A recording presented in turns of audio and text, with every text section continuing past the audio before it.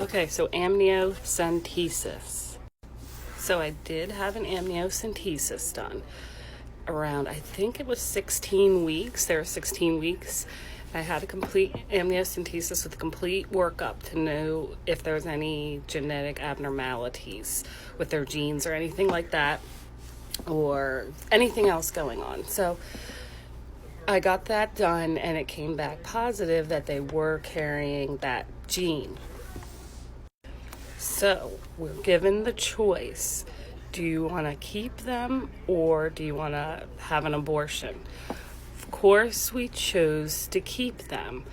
I am pro-choice, but there was two in there, and Eve was already so small and had come so far already. Yes, of course, we chose to keep them. So two things. We knew they had the gene, but we did not know if they were going to actually develop any cancer from carrying the gene. So that was one.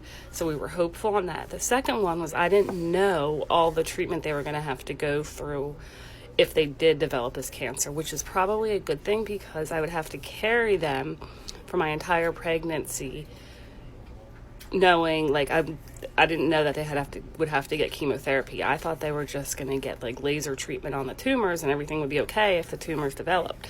So it's probably a good thing that I didn't know that they were going to have to get chemotherapy, because that would have been really hard. It was already really hard knowing that they were at risk for this cancer, both of them. Also, the amniocentesis wouldn't have let me know about this Eve's twisted bowel, which eventually led to a portion of her bowel being removed, causing short gut syndrome. So the amniocentesis didn't predict any of that, and even if it did, I still would have chosen to keep them.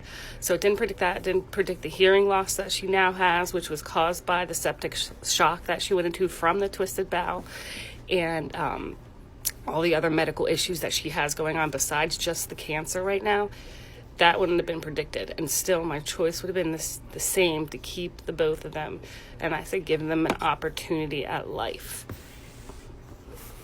But if you can imagine, I cried for a very long time, but I had to remain positive while carrying them, knowing that this was going on, not knowing what was going to happen or anything like that. So I had to stay in the best spirits possible while I was carrying them, but it was very difficult. So yeah, that's the story on amniocentesis, and we kept them, and yes, I'm getting some negative feedback about I shouldn't have kept them and stuff like that, but they deserve a chance. So thank you so much, and let me know if you have any questions.